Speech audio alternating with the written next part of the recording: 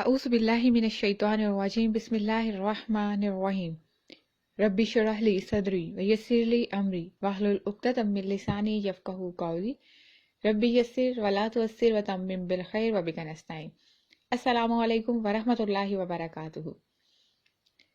الحمدللہ سبق نمبر 1 میں ہم نے یہ اسٹڈی کیا تھا کہ کلمہ کیا ہے اور اس کی کتنی اقسام ہیں، اسم، فعل اور حرف یہ کیا ہوتا ہے، ان کی ڈیفینیشن تھوڑی سی ہم نے اسٹڈی کی تھی۔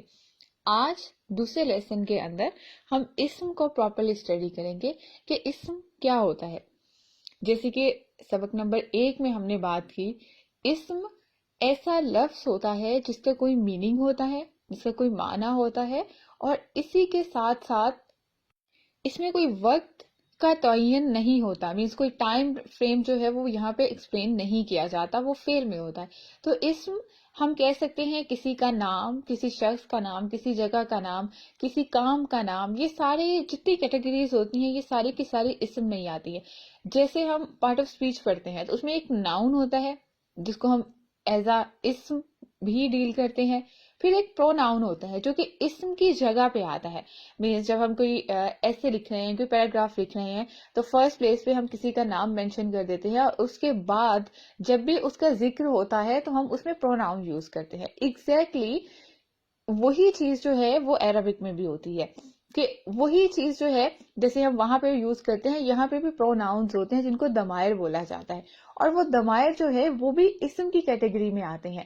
تو مینلی تو ہمارے پاس 3 کیٹیگریز ہیں کلمہ کی، اسم، فعل اور حرف۔ اب ان میں فردر جو ہے وہ سب کیٹیگریز بھی ان کی ہوتی ہیں۔ تو اسم کے اندر ہم بات کریں گے ضمائر کی بھی، ضمائر جو آتے ہیں وہ بھی اسم میں آتے ہیں۔ اسی طرح سے کچھ ایسے ورڈز جو کہ کسی چیز کی طرف اشارہ کرنے کے لیے یوز کیے جاتے ہیں جس کو اسم اشارہ بولا جاتا ہے، وہ بھی اسم کی کیٹیگری میں آئیں گے۔ اسی طرح سے کسی ایکشن کا نام مینز نیم آف ایکشن، کسی کام کا نام جس کو مصدر بولا جاتا ہے، وہ بھی اسم کی کیٹیگری میں آئیں گے۔ تو یہ مینلی کچھ چیزیں ہیں جو کہ ہم بہت آسانی سے پک کر سکتے ہیں۔ قرآن پاک میں جہاں پہ بھی کوئی پروناؤن یوز ہوا ہے، مینز ہم کہہ سکتے ہیں جیسے ہم انگلش میں بات کرتے ہیں تو ہی، شی، اٹ، یو، آئی، می، یہ سارے جو ہیں پروناؤنز ہوتے ہیں، اسی طرح سے عربک میں بھی استعمال ہوتے ہیں۔ فردر نیکسٹ لیکچرز میں انشاءاللہ ہم اس کو بھی ڈیٹیل سے سمجھ لیں گے۔ اسی طرح سے اگر کہیں اشارہ یوز ہو رہا ہے، کسی چیز کی طرف پوائنٹ آؤٹ کیا جا رہا ہے، تو وہاں پہ بھی وہ بھی اسم کی کیٹیگری میں آئے گا۔ اسی طرح کسی نام کا ایکشن ہے، مینز جیسے ہم کہتے ہیں ایک ہوتا ہے کھانا کھایا، کھانا کھایا مین پاس میں کھانا کھایا تھا، کھانا کھا رہا ہے ابھی کھانا کھا رہا ہے کوئی، کھانا کھائیں گے مینز فیوچر میں کھائیں گے۔ بٹ ایک ہوتا ہے کھانا، اگر کوئی کہے کھانا تو کھانے میں یہ پتا نہیں چلتا کہ اس میں ٹائم کیا ہے، تو اٹ مینس کہ یہ نیم آف ایکشن ہے، کسی کام کا نام ہے، تو اس کو مصدر بولا جاتا ہے۔ تو اسم میں یہ فردر بہت سی چھوٹی سی کیٹیگریز ہیں جن کو ہم بائی دا ٹائم آہستہ آہستہ ان سب کو پڑھ لیں گے۔ اور اس کے ساتھ اسم کی پہچان کیا ہوتی ہے، ایک تو یہ چھوٹی سی چیزیں ہیں جن سے ہم آسانی سے قرآن پاک میں اسم کو ڈھونڈ سکتے ہیں، تلاش کر سکتے ہیں کہ کہاں پہ اسم ہے۔ دوسری کچھ اور ایسی پہچان ہے جو کہ ہمیشہ ایسے ہی رہتی ہیں، اور اگر ہم ان پوائنٹس کو یاد کر لیتے ہیں تو کبھی بھی ہم کنفیوز نہیں ہوں گے کہ یہ پتہ نہیں اسم ہے، فعل ہے کیا نہیں ہے۔ سب سے پہلی پہچان، اسم کی پہچان جو ہے، کلمہ کے شروع میں جو بھی لفظ آ رہا ہے اس کے شروع میں الف لام آ جاتا ہے۔ الف لام جیسے ہم قرآن پاک کے آغاز میں ہی دیکھتے ہیں الحمد، تو الحمد جو ہے اس میں الف لام کا جو ایڈیشن ہے اٹ مینس کہ یہ اسم ہے۔ اسی طرح سے ہم پڑھتے ہیں الناس، تو اس میں بھی ناس ایکچولی میں ورڈ ناس ہے، بٹ اس کے سٹارٹ میں الف لام کا ایڈیشن جو ہے وہ یہ بتا رہا ہے کہ یہ اسم ہے۔ تو اس سے ہمیں کلیئرلی آئیڈیا ہو جاتا ہے کہ اچھا اب یہ اسم کی بات کی جا رہی ہے۔ الف لام جب بھی کسی کلمہ کے اوپر کسی لفظ کے شروع میں آ جائے اٹ مینس کہ وہ اسم ہے۔ دوسری پہچان اس کی کیا ہے کہ کلمہ کے آخر میں تنوین ہوتی ہے۔ اب تنوین کیا ہوتی ہے؟ 2 زبر، 2 پیش، 2 زیر، ان کو ضمتین، فتحتین، کسرتین یہ بھی بولا جاتا ہے۔ تو اب جو بھی آپ کو آسان لگتا ہے آپ اس میں سمجھ سکتے ہیں۔ تو جس بھی لفظ کلمہ کے اینڈ کے اوپر تنوین آ جائے اٹ مینس کہ یہ اسم ہے۔ تو بہت آسان ہے پہچان کرنے کی، الف لام آ جائے تو اسم ہے، تنوین آ جائے تو اس میں ایک اور چھوٹا سا رول یہاں پہ یاد رکھیں کہ تنوین اور الف لام کبھی بھی ایک ساتھ نہیں آتے. دونوں، اگر کوئی اسٹوڈنٹ اس بات سے پریشان ہو جائے کہ او ہو ہم نے تو پڑھا تھا کہ الف لام اور تنوین آئیں گے، بٹ یہاں پہ تو جسٹ الف لام آ رہا ہے، تنوین تو آ نہیں رہی. جیسے ہم پڑھتے ہیں کتابن، اور اگر اس کے سٹارٹ میں الف لام آ جائے تو ہم اس کو کیا پڑھتے ہیں؟ الکتابو، تنوین اس کی ڈیزالو ہو جاتی ہے. تو یہ عربک کا ایک رول ہے کہ الف لام اور تنوین ایک ساتھ ایک کلمہ ایک لفظ کے اوپر نہیں آتے. اگر الف لام آ رہا ہے تو تنوین ڈیزالو ہو جائے گی اور وہ دو حرکت سے ایک حرکت رہ جائے گی. یہ رولز آپ کو نہیں بھولے گا انشاءاللہ. تھرڈ رول کیا ہے اس کا، تھرڈ پہچان کیا ہے اسم کی؟ وہ یہ ہے کہ کلمہ کے آخر میں گول تا آتی ہے. گول تا جیسے ہاں ہوتی ہے، اسی طرح سے یہ جو لمبے والی الف با تا میں تا آتی ہے نا، اگر اس کو ہم دونوں سائڈ سے پکڑ کے ناٹ لگا دیں تو بالکل ویسے ہی تا بن جاتی ہے، گول تا، جس کو تائے مربوطہ یا تائے مدورہ بھی بولا جاتا ہے. فردر اس کو بھی ہم اسٹڈی کر لیں گے یہ کیا ہوتا ہے. تو گول تا اگر آ جاتی ہے اٹ مینس کہ یہ بھی اسم ہے. تین پہچان ہم نے دیکھی ہیں ابھی تک، شروع میں الف لام، آخر میں تنوین، یا آخر میں گول تا آ جائے، نوٹ والی تا آ جائے.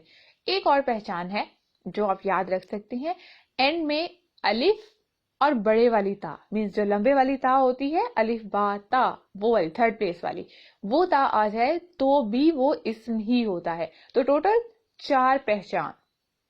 نمبر 1 کلمہ کے شروع میں الف لام، نمبر 2 کلمہ کے آخر میں تنوین، نمبر 3 کلمہ کے آخر میں گول تا، اور نمبر 4 الف تا آ جائے. تو یہ 4 پہچان ہے اسم کی. کہیں پہ بھی قرآن پاک میں یہ آ جائیں ہمیں کلیئرلی پتا چلتا ہے کہ یہاں پہ اب اس کی ٹرانسلیشن جو کرنی ہے وہ ہم نے اسم کے طور پہ کرنی ہے. اب یہاں پہ فعل کا کنسیڈر نہیں کیا جاتا، نہ ہی یہ حرف ہے. گرامر پڑھنے کا مقصد ہی یہ ہوتا ہے کہ ہم ٹرانسلیشن کو رٹا نہیں لگائیں، اب ہمیں پتا ہو کہاں کب کیا چیز کیسے ویریشن آ رہی ہے. تو قواعد کو، ان گرامیٹک رولز کو پڑھنے کا مقصد ہی یہی ہے. تو اب یہ آپ کو نہیں بھولیں گے. دوسری چیز، آج کا دوسرا ٹاپک ہمارا کیا ہے؟ الف لام. ہم نے دیکھ لیا کہ کچھ ایسے حروف ہوتے ہیں جن کے سٹارٹ میں الف لام آتا ہے، مینز الف لام آ گیا تو اٹ مینز کہ یہ اسم ہے. اب اسم میں جب الف لام آ جاتا ہے تو ان الف لام والے حروف کی بھی 2 کیٹیگریز ہیں. الف لام آ گیا، کسی بھی حرف کے اوپر الف لام آ گیا، جیسے ابھی ہم نے بات کی الحمدو اور الناس، دونوں کو اگر آپ دیکھیں تو دونوں کو پرناؤنس کرنے میں تھوڑا سا چینج ہے نا. اگر ہم الحمدو پڑھ رہے ہیں تو اس میں لام کے اوپر جو ہے وہ کیا آ رہا ہے؟ ساکن. اور جب ہم الناس پڑھ رہے ہیں تو لام کی ساؤنڈ جو ہے وہ درمیان سے غائب ہو گئی، اب لام کی ساؤنڈ جو ہے وہ نہیں آ رہی. تو اسی کی بنیاد پہ الف لام والے حروف جو ہیں وہ 2 کیٹیگریز میں ہوتے ہیں. پہلے جن کو حروف شمسیہ بولا جاتا ہے اور دوسری جن کو حروف القمریہ بولا جاتا ہے. 2 حروف شمسیہ اور حروف القمریہ. اب حروف شمسیہ کون سے ہوتے ہیں؟ ایسے حروف جس میں لام کی آواز نہیں آتی، مینس جیسے ہم نے ابھی بات کی الناس، تو الناس میں لام کی آواز آ رہی ہے؟ بالکل بھی نہیں آ رہی. وہ لام کی آواز نہیں آ رہی تو اٹ مینس کہ یہ حروف شمسیہ ہیں. جیسے الشمس، الطالب، السما.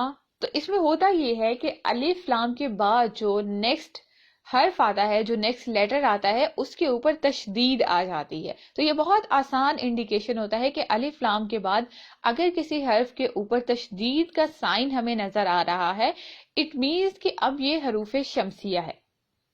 دوسری کیٹیگری ہم نے کون سی پڑھی؟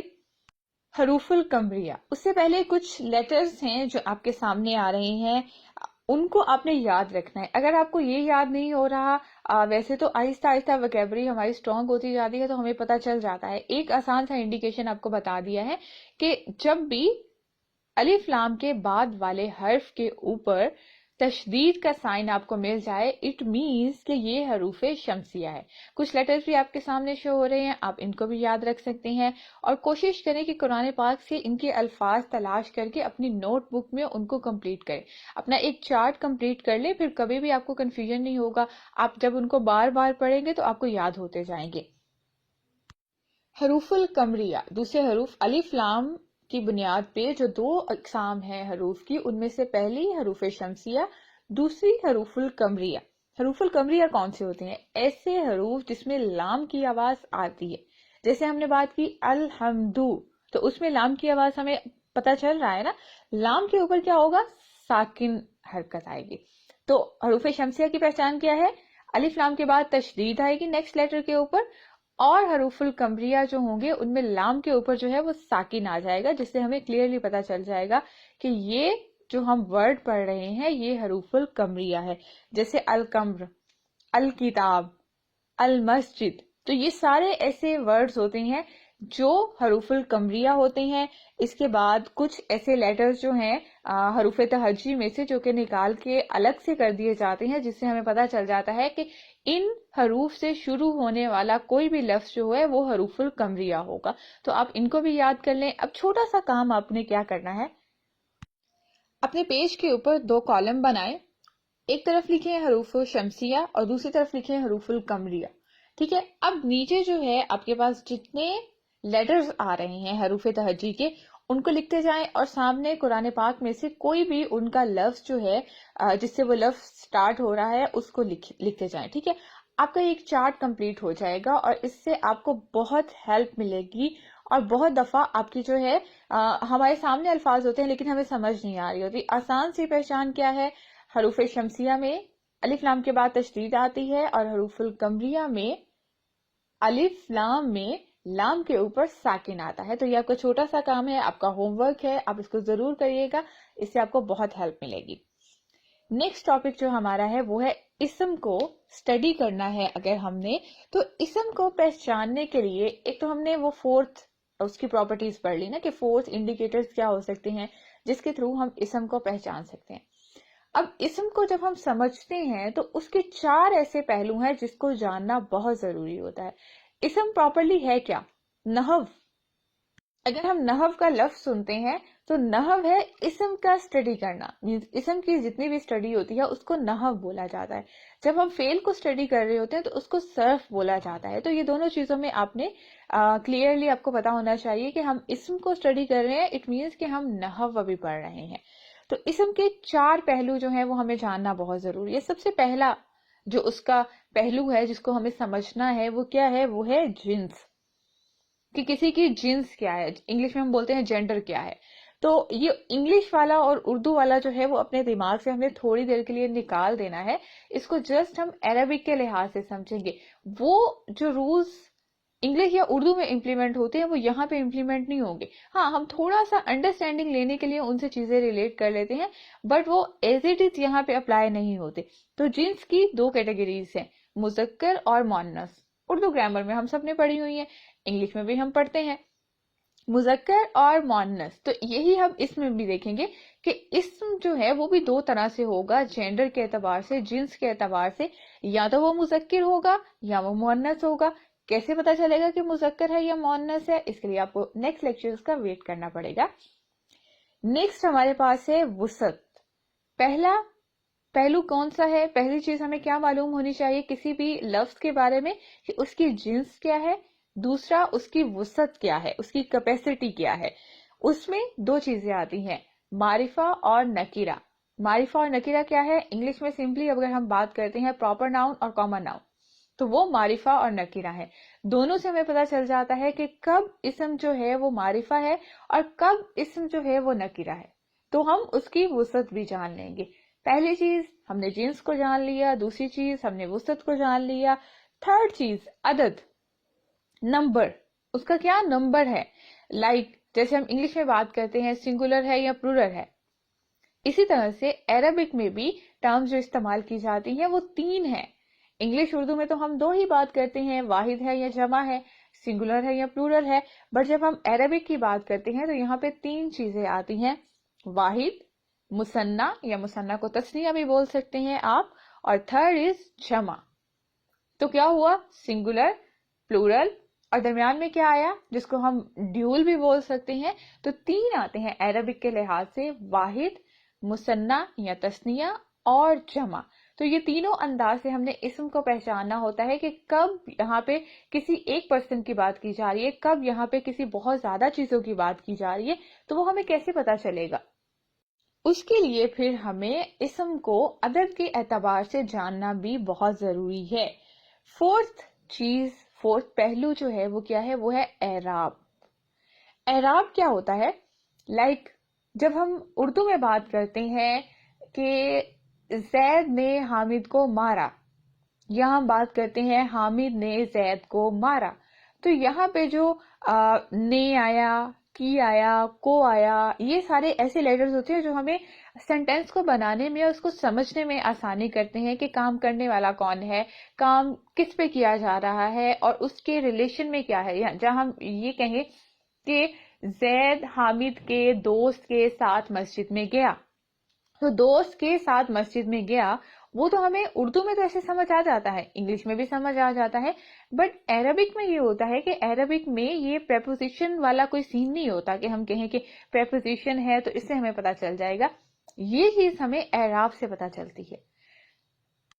اب آج تک ہم جو سمجھتے آئے ہیں، پڑھتے آئے ہیں اپنے ایجوکیشنل بیک گراؤنڈ میں، وہاں پہ ہم نے اعراب کو کیا سمجھا تھا کہ اگر ہمیں سوال آتا تھا پیپرز کے اندر کہ ان حروف کے اوپر اعراب لگائے، تو ہم کیا کرتے تھے؟ ان سب کے اوپر جو حرکات لگاتے تھے ان کو اعراب بول دیتے تھے۔ تو یہ ڈفرنس ہے۔